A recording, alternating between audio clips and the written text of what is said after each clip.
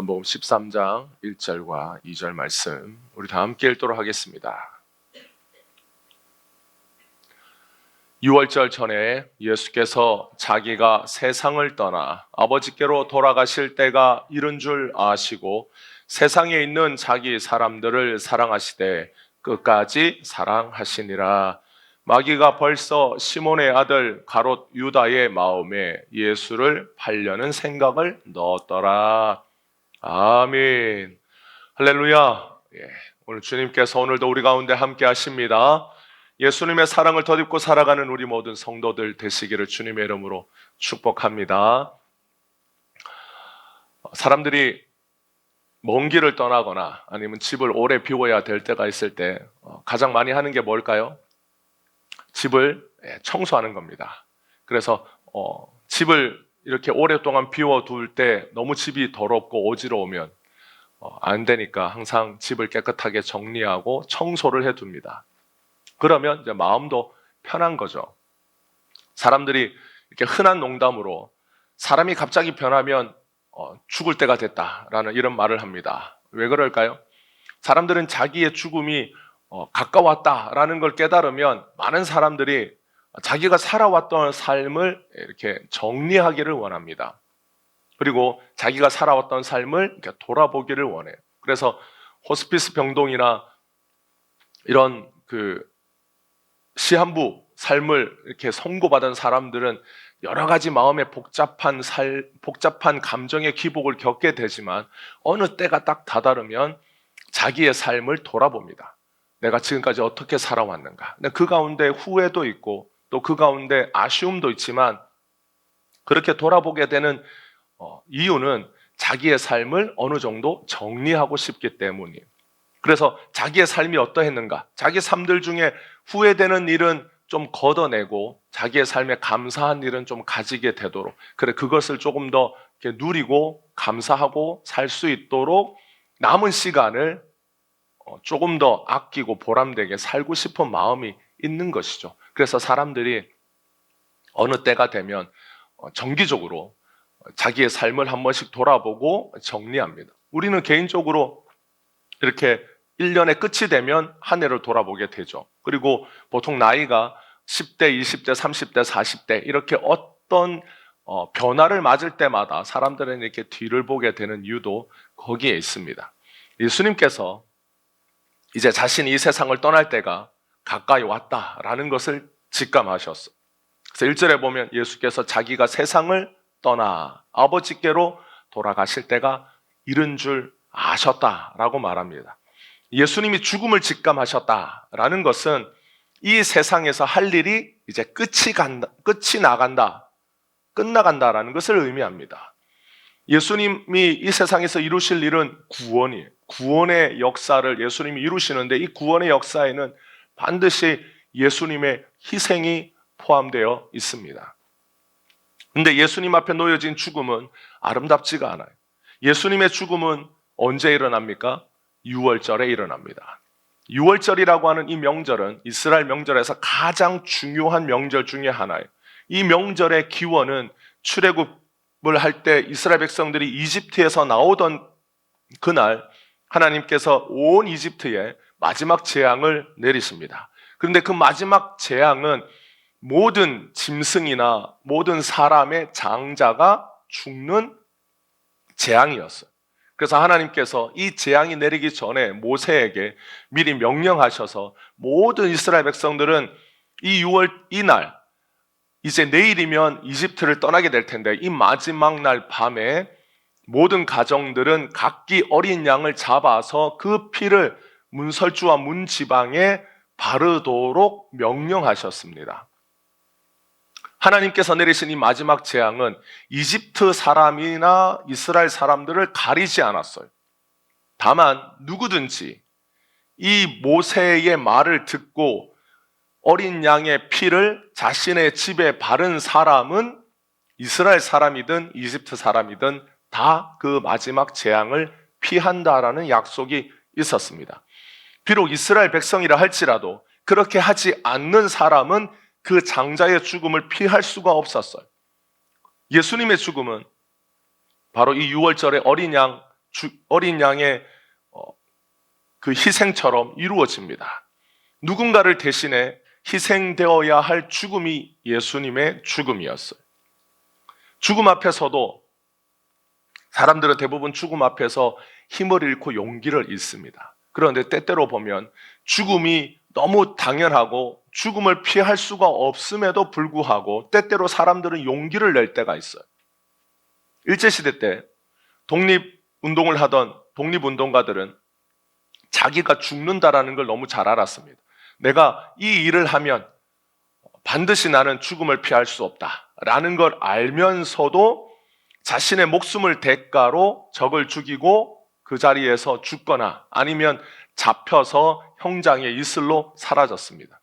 이봉창, 윤봉길, 안중근 같은 열사들은, 의사들은 이 독립운동을 할 때에 죽음을 앞두고 용기를 잃지 않았어요.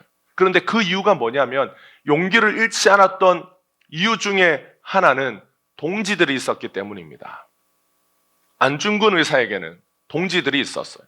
11명의 동의단지회라고 하는 동지들이 함께 했습니다.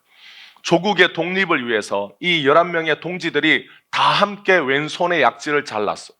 그래서 안중근 의사만 자른 것이 아니라 이 동의단지회는 우리가 다 대한의 독립을 위해서 우리 모든 삶을 바치자. 그래서 다 같이 그 의미로 독립을 위해서 우리가 헌신하겠다.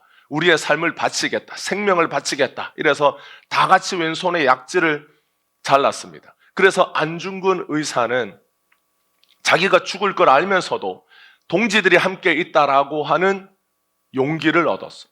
어렵고 힘들지만 자신의 동지들이 반드시 자신과 함께 끝까지 대한 독립을 위해서 투쟁할 거다.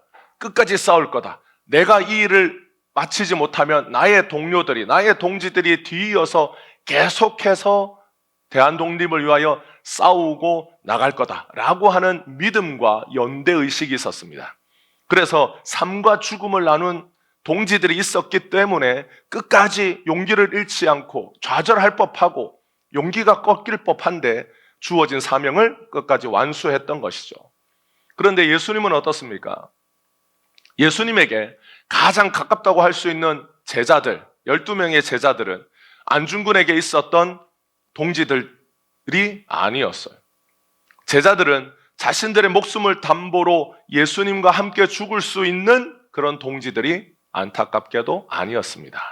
오히려 가룟 유다는 자신의 스승인 예수님을 직접 돈을 받고 예수님을 미워하는 종교 지도자들에게 예수님을 직접 팔아 넘기는 자가 되었습니다.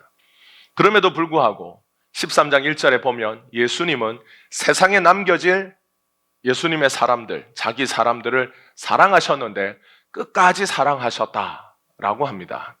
예수님이 끝까지 사랑하셨다라는 뜻은 무엇일까요?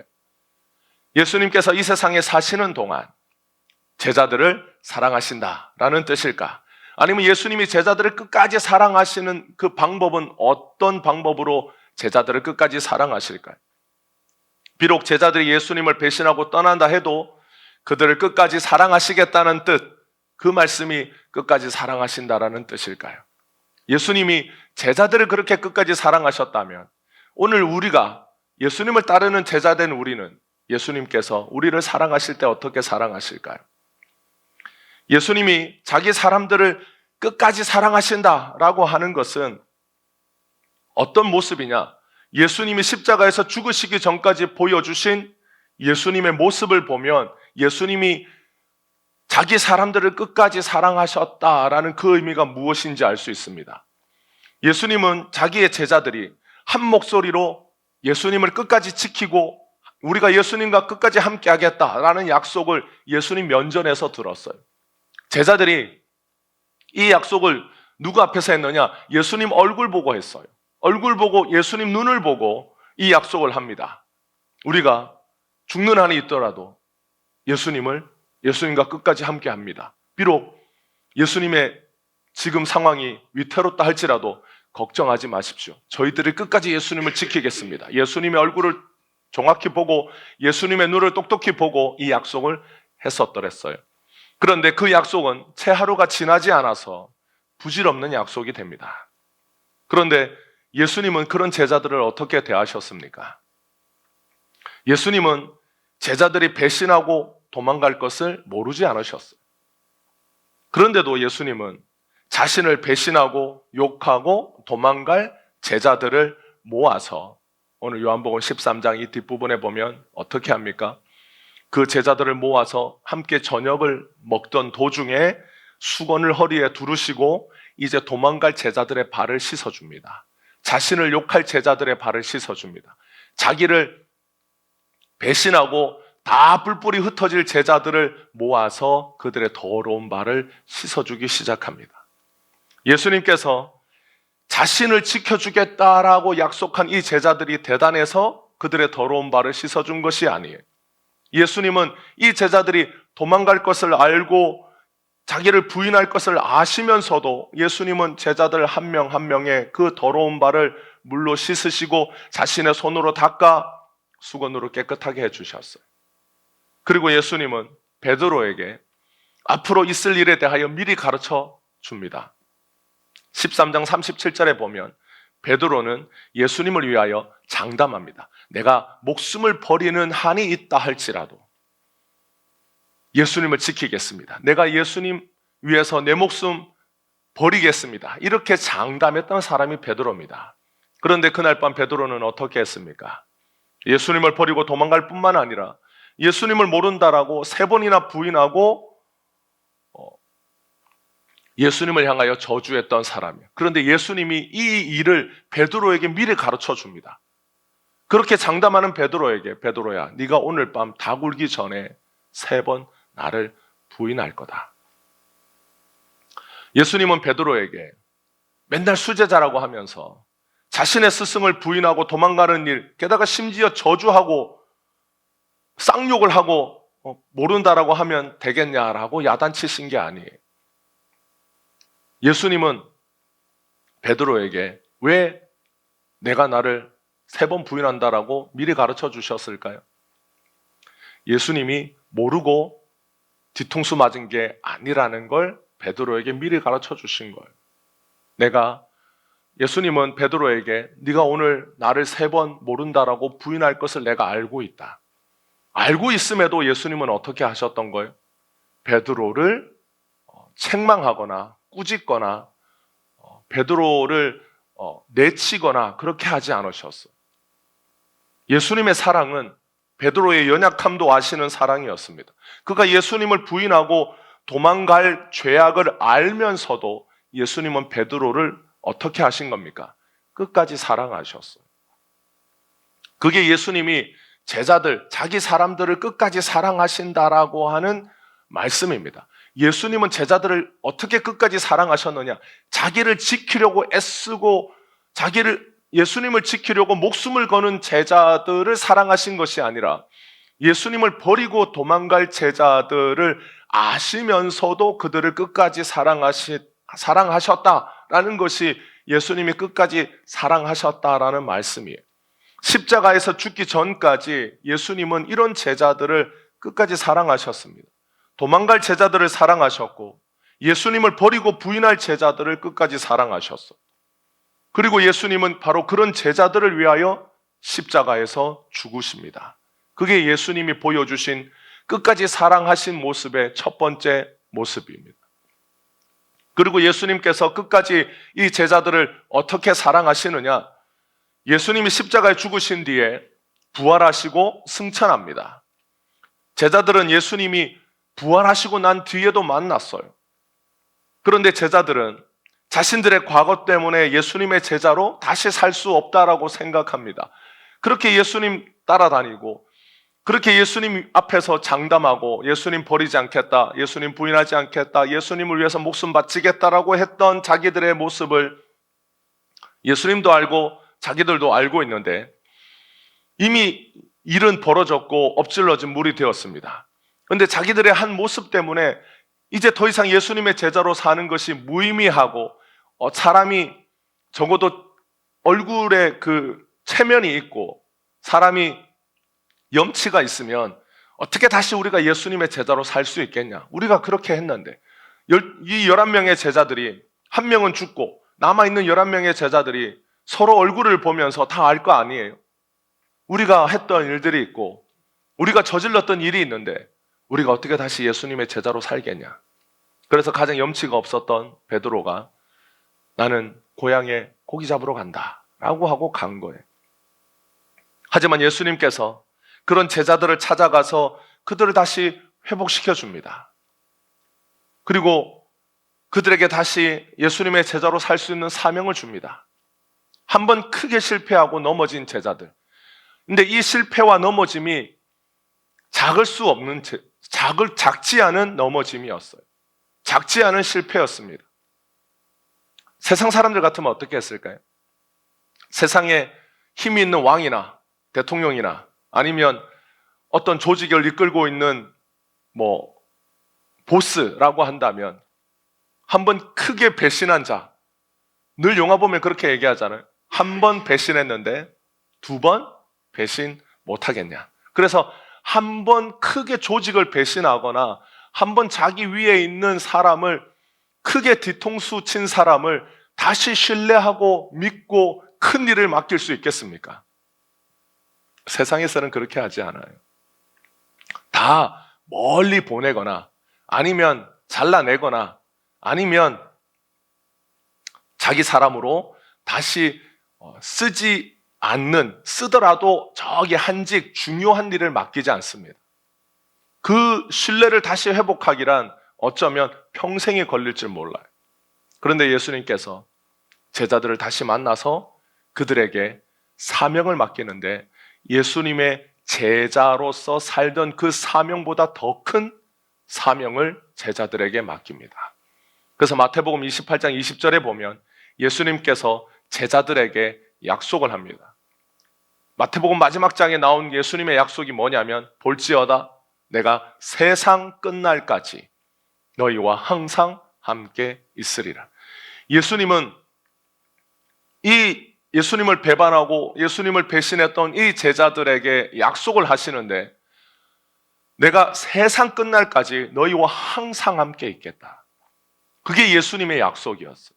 그리고 예수님께서 제자들에게 맡기신 사명은 온 세상에 가서 내 제자를 삼으라고 하시는 사명이었습니다. 예수님은 이전보다 더 큰 사명을 주셨어요. 예수님을 따라다니면서 이 가나안, 팔레스틴 지역을 돌아다니면서 사역했던 것보다 훨씬 더 크게 온 세상에 나아가서 이제 내 제자를 삼으라. 그게 예수님께서 이 제자들에게 주신 사명이자 약속입니다. 예수님은 누구와 영원히 함께 하십니까? 누구와 세상 끝날까지 함께 하십니까? 비록 죄 많고 허물 많은 제자들, 그러나 바로 그 제자들과 함께 영원히 함께 하신다라고 예수님이 약속하신 거예요. 예수님은 바로 그런 제자들, 예수님을 배신하고 예수님을 배반했던 그런 제자들의 심령 속에 영원히 함께 하시면서 여전히 연약하고 무능한 제자들이 예수님이 주신 사명을 감당할 수 있도록 도우시고 힘주십니다. 그게 예수님의 약속이고 예수님의 사랑이에요. 예수님께서 자기 사람들을 끝까지 사랑하신다는 것은 예수님이 이 세상에 계실 때만이 아니라 예수님이 승천하시고 하늘의 보좌에 계실 때에도 여전히 자기 사람들의 심령 속에 함께 하시면서 주님이 다시 오실 때까지 떠나지 않고 사랑하신다라는 거예요. 그래서 예수님이 끝까지 사랑하시는데 언제까지 사랑하시느냐? 주님 다시 오실 때까지 사랑하신다라는 뜻입니다. 그러면 주님 다시 오실 때까지 제자들은 끝까지 예수님을 이전처럼 부인하지도 않고 모른다라고 하지도 않고 그럼 예수님을 위해서 평생 한 마음으로 살았겠습니까? 아니, 제자들은 주님 다시 오실 때까지 넘어지기도 하고 쓰러지기도 하고 주님이 주신 사명에 대하여 때로는 의심하기도 하고 때로는 주님 주신 사명에 대하여 낙심하기도 하고 내가 예수님의 제자로 계속 살 수 있을 것인가?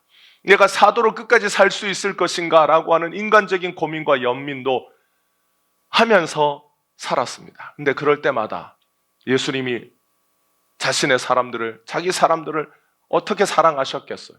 찾아오셔서 그때 갈릴리 호숫가에서 새벽에 만나주셨던 그 예수님이 다시금 제자들을 만나주시고 회복시켜주시고 일으켜주시고 힘주시고 용기 주셔서 주님 주신 사명을 끝까지 감당할 수 있도록 도와주시는 역사가 바로 예수님이 사랑하시는, 끝까지 사랑하시는 주님의 역사입니다. 그래서 예수님이 제자들을 이 땅에 사실 때만 아니라 주님 다시 오실 때까지 제자들을 사랑하시는 끝없는 사랑이 예수님의 사랑이에요. 제자들이 훌륭하고 위대한 자들이었기 때문이 아닙니다. 바로 그런 제자들이라도 끝까지 사랑하시는 예수님의 사랑이 평범하다 못해 더 형편없는 제자들을 위대한 사도로 변화시켜 주셨습니다. 여러분, 인간의 사랑은 조건이 있고 자격이 있습니다. 그게 필수적이에요. 이런 결혼정보회사에서 어떤 사람을 이렇게 회원으로 받아들일 때 그 사람의 모든 스펙을 다 조사합니다. 연봉은 당연한 것이고 학벌, 집안, 그 사람에 대하여 조사할 것이 있으면 다 조사해서 그걸 수치화해요. 그래서 A등급, B등급, C등급, D등급 이렇게 매기는 거예요. 조건과 자격이 필수적입니다. 사람들은 원수는 모래의 색이고 은혜는 어디의 색이라고 말합니까?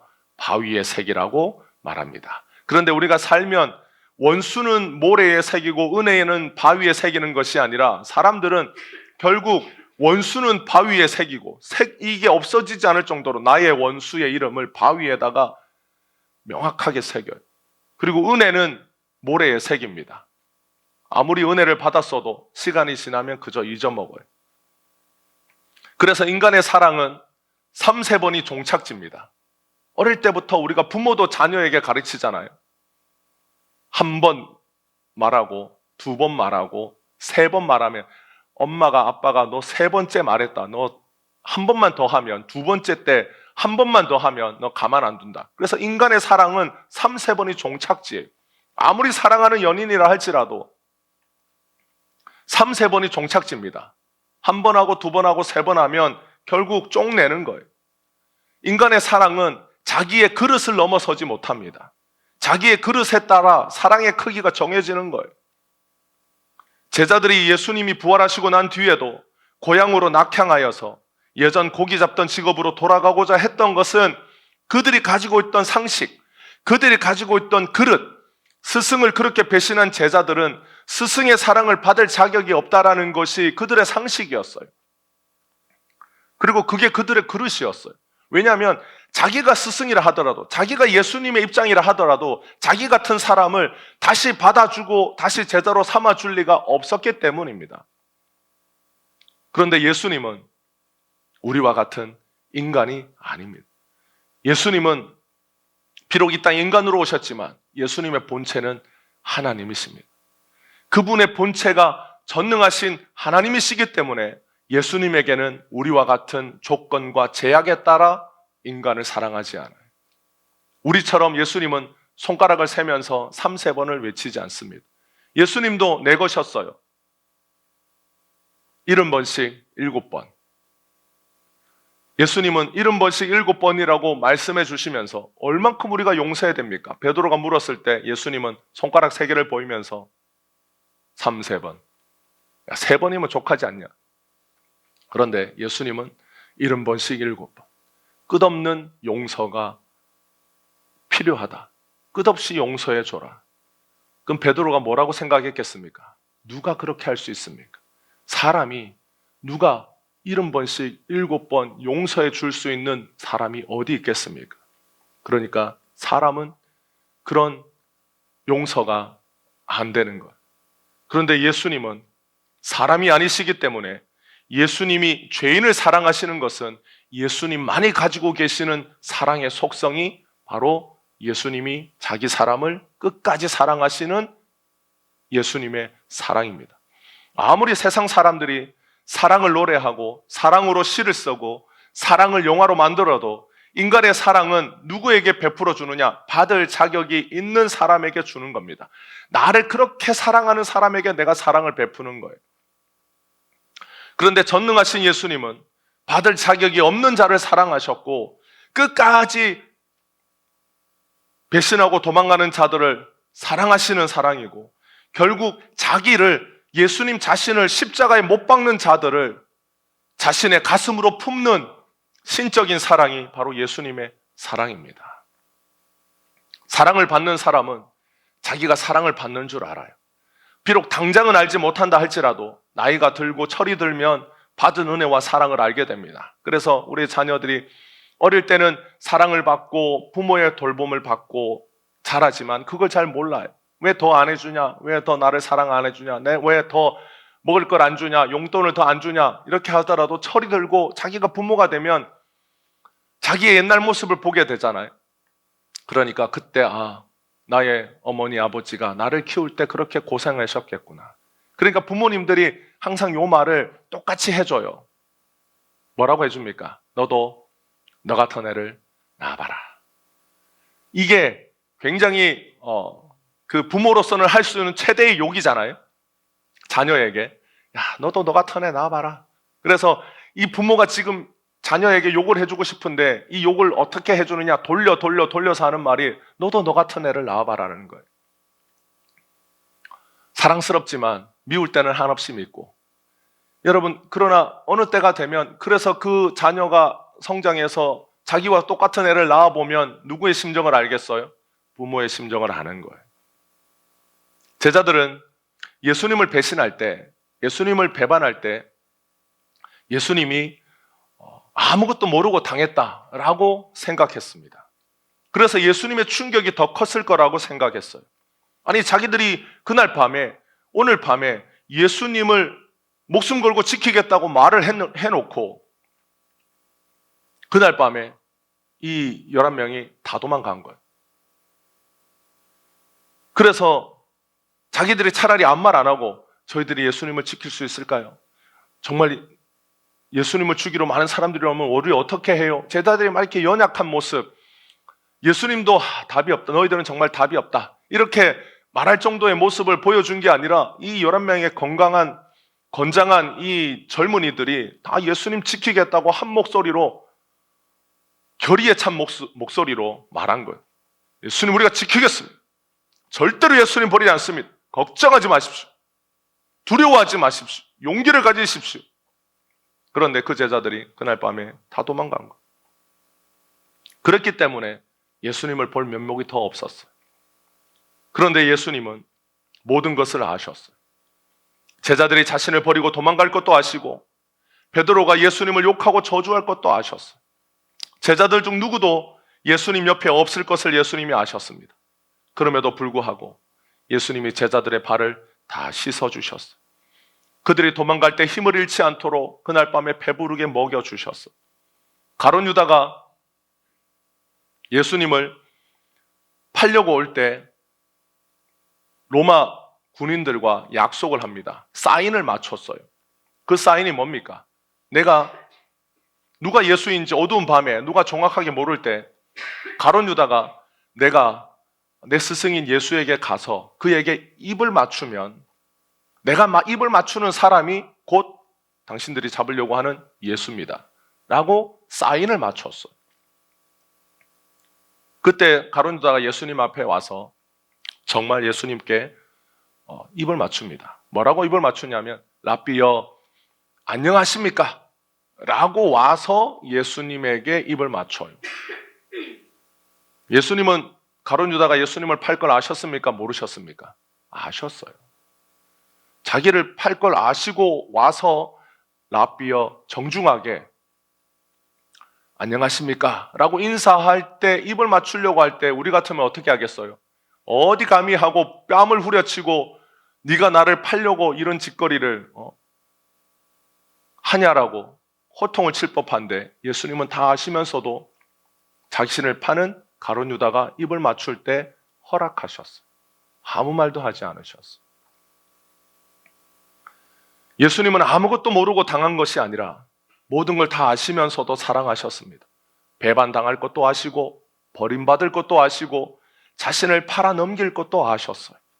예수님은 바보처럼 아무것도 알지 못하고 사랑하신 것이 아니라 모든 걸 다 아시면서도 사랑하셨고 그럼에도 불구하고 끝까지 사랑하셨습니다.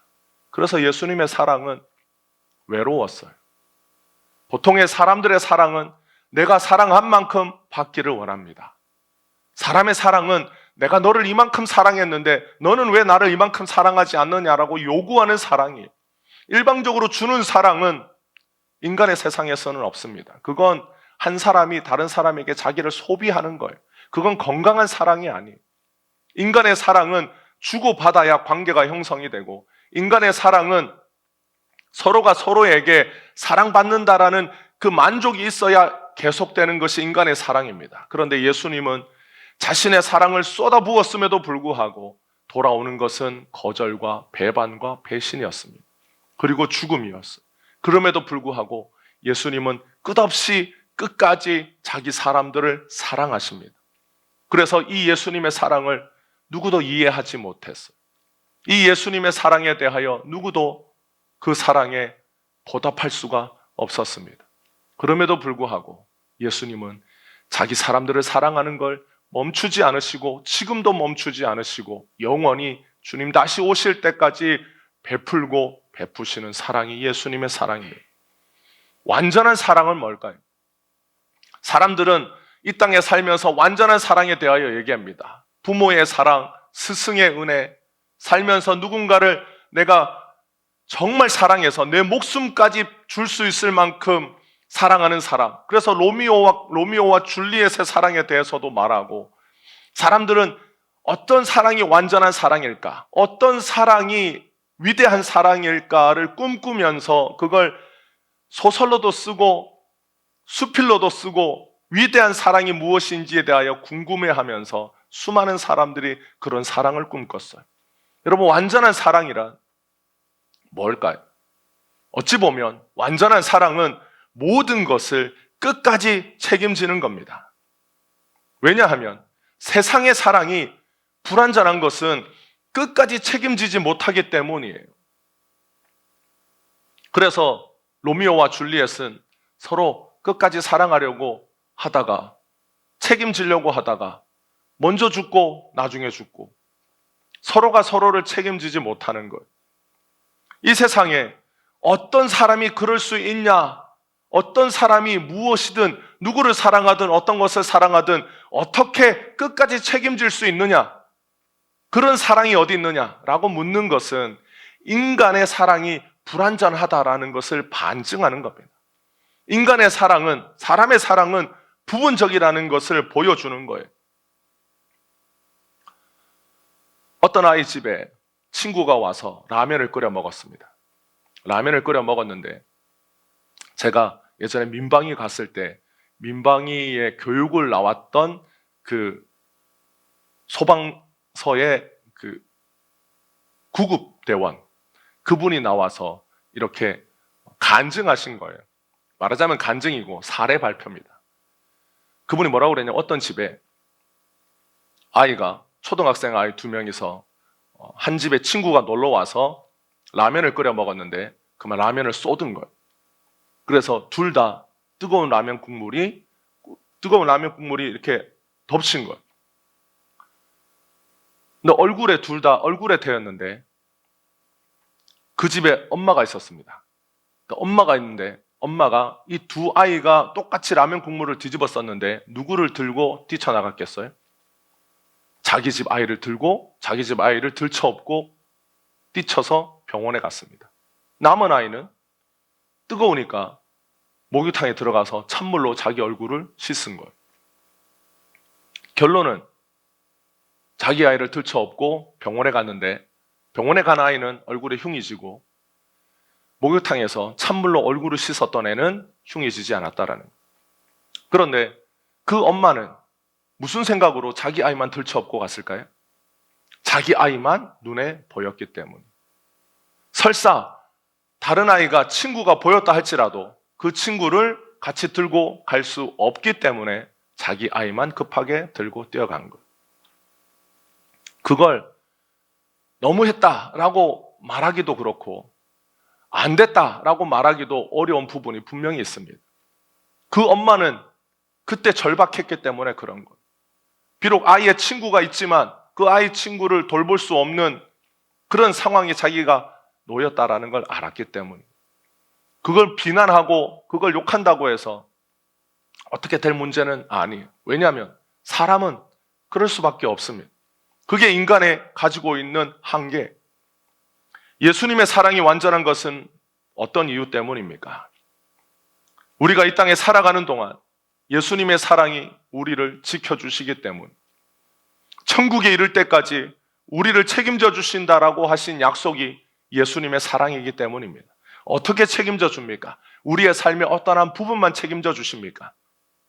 예수님이 우리의 영혼을 책임지신다라는 것은 우리의 육의 삶에 대해서는 무관심하다라는 게 아니에요. 예수님은 우리의 모든 것을 책임져 주시겠다라고 약속하셨습니다.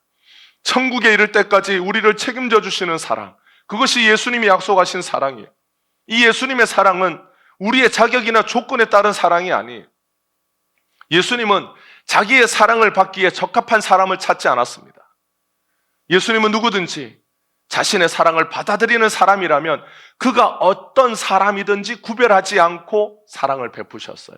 너는 내 사랑을 받기에 자격이 있다. 너는 내가 찾는 사람으로 조건이 충족된다. 그래서 그런 사람만 예수님이 불러 모으신 것이 아니에요. 누구든지 예수님을 받아들이고 그 예수님의 사랑을 받기 원하는 사람에게는 예수님은 어떤 것도 차별을 두지 않고 차등을 두지 않고 차별하지 않고 사랑하셨어요. 예수님의 사랑은 자기의 전부를 주시는 사랑입니다. 조건 없는 사랑입니다. 자기의 생명을 주는 사랑이었어요. 그래서 누구든지 예수님 앞에 나오면 영원부터 영원까지 그의 모든 삶을 예수님이 책임져 주시겠다라고 약속하신 것이 예수님의 사랑이고, 그 사랑이 완전한 것은 바로 예수님의 그 사랑이 이 땅과 오는 세상에서 영원토록 이어지고 우리의 모든 삶을 주관하고 다스리시는 사랑이기 때문에 예수님의 사랑이 완전한 것. 우리는 지난주에 한 영화를 봤습니다. 해외 원조를 받기 위해서 부흥회를 열어라 라고 하는 공산당의 명령을 받고 부흥회를 책임질 찬양단을 만들었어요. 그런데 예수 믿는 사람을 잡아다가 고문하고 죽이던 보위부 간부가 결국은 그 과정에서 예수님께로 돌아옵니다. 그는 왜 예수님께로 돌아왔을까요? 우리가 영화를 보면서 그 사람은 왜 예수님께로 돌아왔을까? 그런데 여러분, 그 영화를 보면 부흥회를 하는데 한 가지 특이한 게 있어요. 보통은 우리는 부흥회를 할 때 중요한 게 뭐라고 생각합니까? 옛날에는 부흥회 할 때도 찬양하고 뭐를 해요? 설교해요. 그런데 부흥회를 하라고 하는데 거기에는 뭐가 없습니까? 설교가 없어요. 거기는 뭐만 있어요? 찬양만 있어요. 그래서 그 영화 전반에 보면 그 사람들은 뭐만 연습합니까? 찬양만 연습해요. 노래만 불러요. 그러면 그 사람은, 그 박 교수는 노래를 불렀기 때문에, 찬양을 불렀기 때문에 예수님께로 돌아왔습니까? 그 사람이 어떤 찬양을 불렀기 때문이에요? 그가 불렀던 찬양이 있어요. 영화 전반에 나오는 그 찬양은 찬송가 272장이었습니다. 우리가 오늘 마지막에 불렀던 찬양. 고통의 멍에 벗으려고 예수께로 나갑니다. 이 찬양이 그 영화 전반에 흘러나왔어요. 박 교수는 처음에 이 찬양을 흥겹게 부르다가 나중에는 애잔하게 불러요. 고통의 멍에 벗으려고 예수께로 나갑니다. 그런데 여러분, 만약에 거기에 그 부흥회에 어떤 나만의 설교자를 흉내내서 설교를 하면 어떤 설교를 했을까요? 고통의 멍에를 벗으려고 예수님께로 나오십시오. 이렇게 설교했을까요?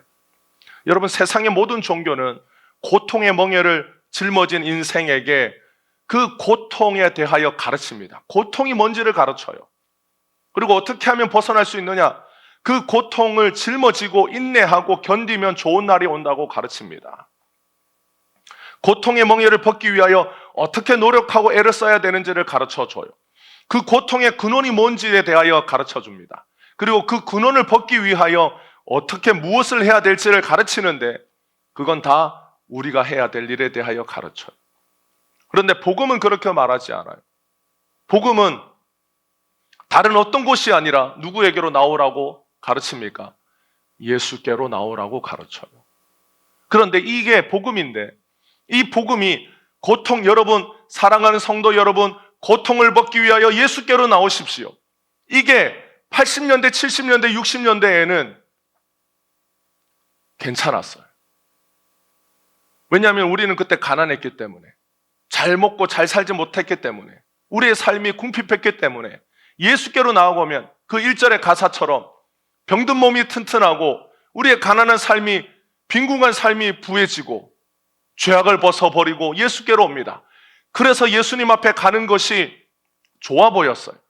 그런데 이제 우리의 삶이 부요해지고 우리의 삶이 부족한 것보다는 넘치는 것이 더 많은 골라 먹을 수 있는 시대가 되고 난 뒤에 고통의 멍에를 벗으려고 예수께로 나오라는 이 복음이 식상해진 거예요.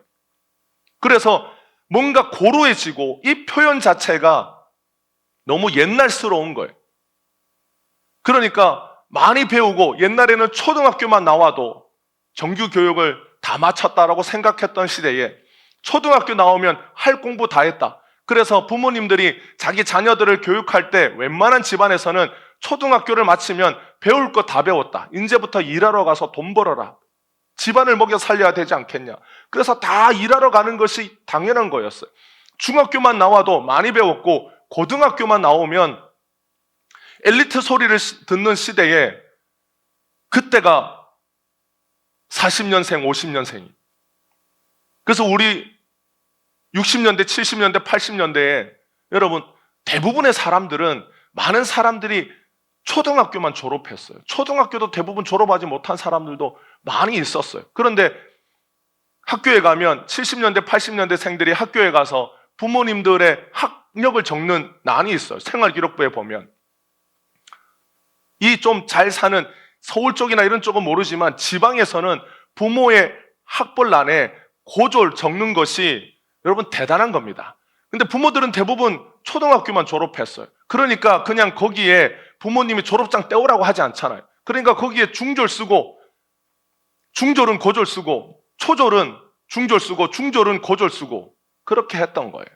그런 시대에 이제 점점 사람들이 학벌이 높아지기 시작합니다. 80년대, 90년대만 되더라도 대학을 가는 것이 자연스러워지고, 여러분 90년대 이후로 되면 누구나 대학은 가야지 라는 것이 우리의 보편적인 생각이 됐어요. 옛날에는 대학이 한 동네에서 한 명 가면은 대단한 거였지만 이제는 90년대, 2000년대가 되면서 사람들은 의련히 대학을 안 가는 것 자체가 이상하게 생각하는 시대가 됩니다. 그래서 누구나 대학을 가야 되는 거예요. 누구나 대학물을 먹어요. 흔히 말하는 먹물을 먹었어요. 그러니까 어느 정도 배우고 자기가 가지고 있는 학식과 상식이 높아진 시대가 됩니다. 그런 시대의 사람들에게 여러분 고통의 멍에를 벗기 위하여 예수께로 나오십시오라고 하는 이 말 자체가 식상한 거예요. 그래서 사람들은 이 시대에 학벌이 높아지고 아는 것이 많은 성도들에게 무슨 얘기를 합니까? 예수 얘기보다는 인문학의 얘기를 더 많이 하는 거예요. 그래서 복음과 인문학을 합칩니다. 합쳐서 세상에 좀 현학적인 말, 세상의 사람들이 좀 알기에는 상식이 필요하고 선지식이 필요한 그런 말들, 그런 상식들, 그런 지식들을 복음과 버무립니다. 버무려서 가르쳐요. 여러분 만약에 그런 지금 우리가 대부분 흔히 듣고 있는 한국교회 설교를 박 교수님이 하는 부흥회 집회에 가서 하면 북한의 사람들은 그 설교를 듣고 예수께로 돌아오겠습니까? 아, 예수는 그런 분이구나 라고 하고 그 예수를 사랑하게 되고 예수께 자기 인생을 맡기고 자기 영혼을 맡기겠어요? 자기 인생의 고통이 느껴지고 이 인생의 고통을 해결하기 위하여 아, 예수께로 가야 되는구나 라고 생각하겠어요?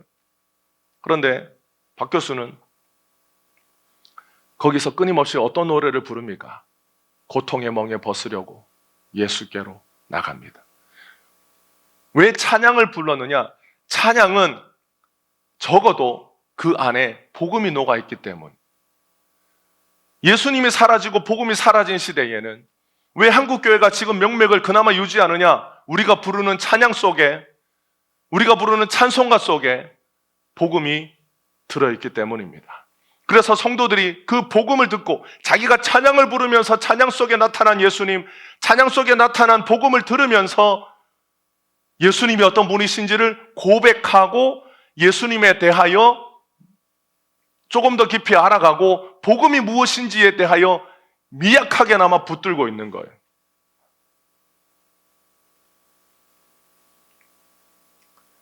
복음의 핵심이 찬양의 가사 속에 담겨 있기 때문에 사람의 노력과 수고 앞으로 나오라고 하지 않고 예수께로 나오라는 이 단순한 메시지 앞에 완악하고 얼어붙은 영혼이 돌아서게 됩니다. 우리 교회가 앞에 찬양할 때 꼭 찬송가 하나를 부릅니다. 왜 꼭 찬송가 하나를 부릅니까? 찬송가는 오래된 거잖아요. 요즘 젊은 사람들은 찬송가 잘 몰라요. 찬송가 잘 안 불러요. 왜 안 부릅니까? 옛날 노래잖아요. 뭔가 옛날스럽고 뭔가 좀 젊은이 같지 않고 현대적이지 않잖아요. 그런데 그 찬송가 속에 뭐가 있기 때문입니까? 복음이 있기 때문입니다. 그 찬송가 속에 예수님이 누구신지를 말하고 있기 때문이.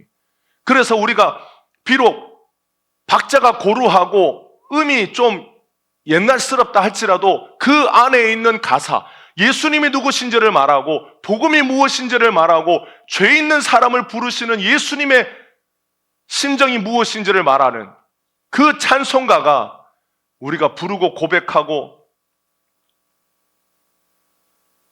노래할 때 우리도 알게 모르게 복음에 대하여 우리 입으로 고백하게 되는 거예요. 아, 예수님은 이런 분이시지. 아, 예수님은 우리를 이렇게 사랑하시지. 예수님이 우리를 구원하시려고 이런 일을 하셨지. 예수님이 우리를 구원하시려고 베푸신 그 희생과 사랑이 그렇게 크지. 복음이란 죄인이든 허물 많은 자든 가리지 않고 주님 앞으로 나오면 그 죄가 다 용서받는 것이지. 하늘을 두루마리 삼고 바다를 먹물 삼아도 예수님의 그 사랑은 다 말할 수 없이 크지. 그래서 우리가 찬송가를 부를 때마다 잃어버린 복음과 잃어버린 예수님에 대하여 다시 기억하고 다시 고백하게 되는 겁니다. 여러분, 예전에 중국이 90년대 초반에 중국과 수교를 하면서 중국이 개방됐어요. 그래서 많은 한국의 목회자들이 중국으로 선교를 떠났습니다. 90년도 중반에. 그때는 아직 이 중국에 있는 교회들이 세속화되지 않았어요. 돈의 맛을 알기 전이었어요. 그래서 한국에서 중국의 공산당이 인정한 목사만 목사였기 때문에 한국에서 목사님이 온다라는 말을 들었던 많은 이 교회 성도들이 물론 암암리에 신앙생활을 했지만 중국의 공산당이 잡으려고만 하면 얼마든지 잡을 수 있었지만 너무 그렇게 핍박하고 박해하는 일들이 이렇게 광범위하게 일어나지는 않았어요. 그러니까 모른 척하고 있었을 때, 그런데 한국에서 목사님들이 가서 목사가 없는 그냥 평신도들이 목회하고 평신도들이 교회를 끌어가는 그런 교회들에게 가서 집회를 합니다. 세례도 주고.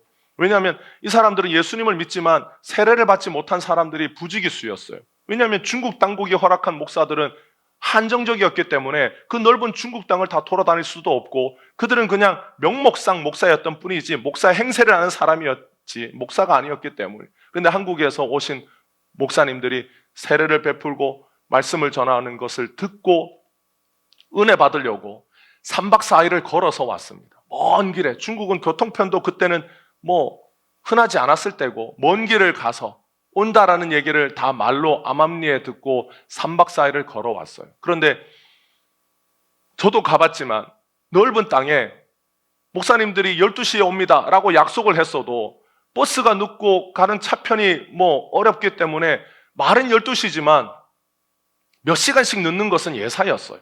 그런데 이분들은 어디서 왔어요? 멀리서 왔어요. 시간 맞춰 온 게 아니라 그냥 빨리 가려고 왔어요.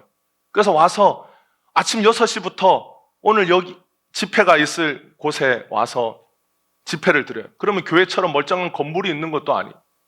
그냥 웬만한 장소, 누구 집, 그런 집에서 허름한 곳에서 모여서 6시부터 할 게 뭐가 있어요?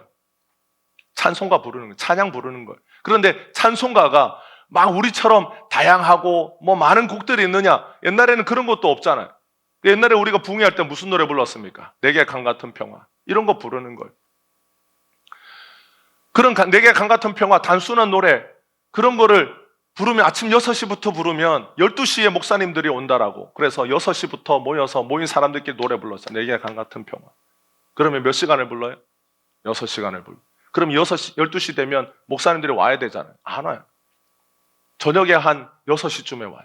그럼 몇 시간을 불러요? 12시간을 불러요. 그렇게 그렇게 복음이 들어있는 단순한 예수님이 누구신지, 복음이 뭔지, 예수님이 죄인을 불러 구원하신다라고 하는 이 단순한 복음을 몇 시간씩 부르고 자기의 심령을, 자기의 영혼을 그렇게 주님 앞에 드리고 한국에서 온 목사님들이 말씀을 전할 때 여러분, 앉은 뱅이가 일어나지 않겠어요? 장님이 눈을 뜨지 않겠습니까? 그래서 중국 교회가 처음에 열렸을 때 한국과 외교의 문을 열고 수교를 한 뒤에 한국에는 많은 목사님들이 들어갔을 때 90년대 중반에 중국에 있던 지하교회의 많은 성도들에게 기적이 일어났어요. 기적이 일어난 이유가 뭡니까?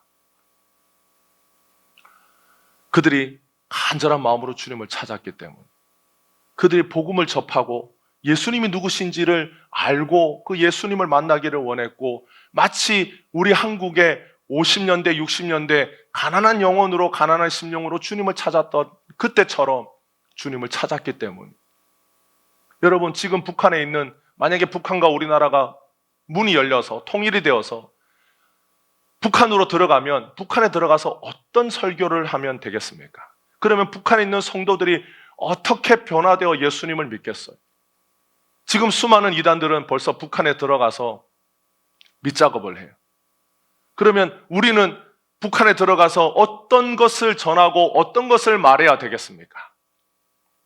부지런히 살라고, 열심히 살라고, 깨끗하게 살라고, 열심히 노력하면 좋은 날 온다라는 그런 말을 전해야 되겠습니까? 아니면 성공하는 7가지 방법을 기반으로 하여 어떻게 하면 성공을 할 것인지에 대하여 전해야 되겠습니까? 그 척박한 심령, 박교순처럼 완악한 심령으로 한 사람을 신처럼 모시던 그런 나라에 들어가서 우리가 어떻게 하면 그 완악한 심령이 변화되고 예수께로 돌아오게 됩니까? 그건 예수 앞에 나오는 것 외에는 없습니다. 그러면 우리는 가서 누구를 전하고 무엇을 전해야 합니까? 현학적이고 지식적이고 그럴듯해 보이는 이 세상의 사람들이 그렇지라고 하는 세상의 가치관이나 세상에서 돌아가는 지식이 아니라, 오늘도 말씀 안에, 이 말씀 안과 밖에서, 우리의 심령 안과 밖에서 역사하시는 예수님 외에는 완악한 박교순 같은 심령이 변화될 리는 없습니다. 그래서 그가 주님 앞에 돌아온 것은 그가 예수 앞에 나왔기 때문에, 예수님의 사랑이 아무리 무신론을 철저하게 믿고 예수를 핍박했던 끔찍한 죄인이라 할지라도 자기가 예수께로 돌아올 수 있도록 주님의 음성을 듣고 돌아오게 되는 거예요. 여러분, 예수 믿는 사람을 잡아다가 고문을 하고 쉽게 죽이는 그러한 삶을 살았는데, 내가 예수를 믿는다라는 것이 여러분 가당키나 한 겁니까? 그런데 예수님은 그런 자를 부르시는 거예요. 여러분, 예수님이 십자가에 달렸을 때 누가 예수님을 십자가에 못 박으라고 말했습니까? 우리가 예수님을 십자가에 못 박으라고 말했던 자들. 그런데 예수님은 우리를 향하여 뭐라고 부르셨어요? 나를 믿으라고 부르셨어요. 네가 나를 십자가에 못 박았지만 나는 너를 사랑한다라고 주님이 말씀하셨어요. 나를 믿으면 내가 영생을 준다라고 자신을 십자가에 못 박은 우리를 향하여 주님이 그 사랑을 외치고 선포하셨어요. 그래서 우리는 박교순 같은 사람을 미워합니다.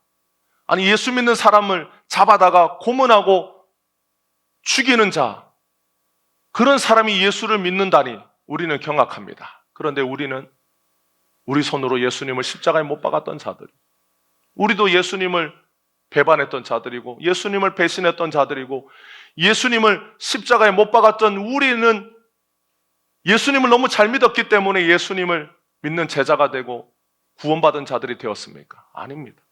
우리도 똑같이 예수님을 버렸던 자들이에요. 그럼에도 불구하고 예수님이 우리를 부르시고 우리에게 예수님의 사랑을 전하시고 우리를 믿도록 역사하셔서 우리가 구원받은 자들이 되었습니다. 제자들이 사랑받을 만한 자격이 있었습니까? 없었습니다. 그런데 예수님이 그들을 끝까지 사랑하셨어요. 우리는 예수님을 사랑할 만한 우리는 예수님의 사랑을 받을 만한 자격이 있어서 사랑받았습니까? 아닙니다. 예수님이 우리를 사랑하셨기 때문에 우리가 예수님의 그 은혜를 입어 예수님을 사랑하게 된 자들이, 예수님이 제자들을 끝까지 사랑하셨기 때문에 제자들은 세상을 변화시키는 사도들이 되었습니다. 그리고 주님이 다시 오실 때까지 영원히 함께 하시겠다라는 사랑의 약속을 주셨기 때문에 제자들이 이 땅에서 끝까지 주님을 따를 수 있도록 주님이 역사해 주셨어요. 여러분, 우리가 예수님을 끝까지 따를 수 있는 힘과 능력은 어디에서 나옵니까? 주님, 내가 예수님을 끝까지 따르겠습니다 라는 결단과 헌신에서 비롯되었습니까? 그러면 우리의 헌신과 결단은 어디에서 나왔습니까? 바로 우리를 향한 예수님의 사랑이 우리 안에 역사해서 내가 예수님을 끝까지 따르겠습니다라고 결단하고 헌신하는 것. 우리를 향한 끝없는 예수님의 사랑이 우리가 예수님을 끝까지 따를 수 있도록 역사하시는 힘과 능력의 원천이 됩니다. 제자들은 어떻게 이 땅에 살면서 끝까지 예수님의 사도로 살 수 있었습니까? 그들 안에 역사하시는 예수님이 계셨기 때문이에요. 그들이 끝없이 예수님의 사랑을 덧입었기 때문에 그들은 순교의 자리에서도 예수님을 버릴 수 없었어요. 왜 버릴 수 없었습니까? 예수님이 자신들을 버리지 않았다라는 걸 너무 잘 알았기 때문에, 버림받을 만 했음에도 불구하고, 아니 버려야 했음에도 불구하고 예수님이 자신들을 버리지 않고 다시금 자신들을 불러 위대한 사명을 주셔서 끝까지 자신들을 포기하지 않으시고 사랑하시는 예수님이 지금도 살아계시고 자신들의 눈앞에 보이는데 어떻게 예수님을 부인하겠어요?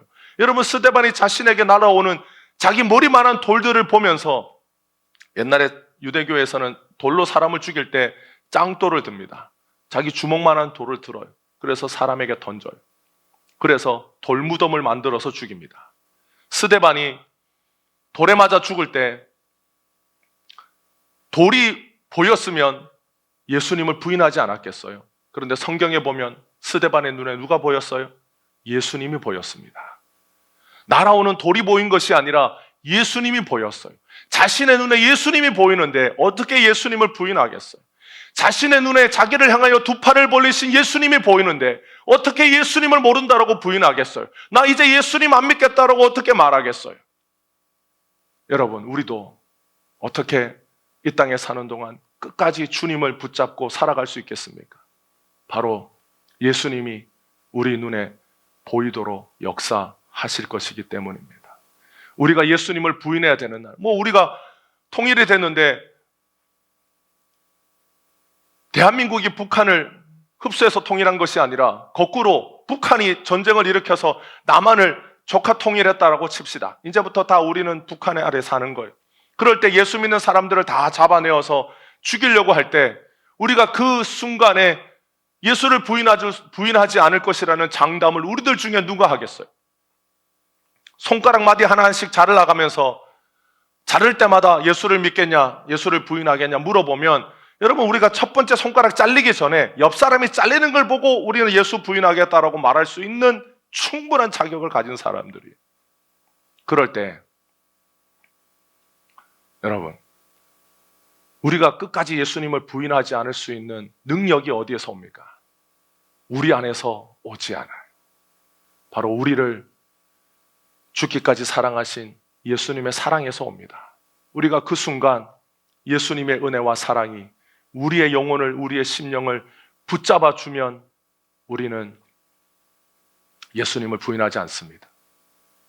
주님이 사랑하시는 자가 바로 그 순간에 예수님의 영에 사로잡혀서 끝까지 주님을 따라가도록 주님이 역사해 주십니다.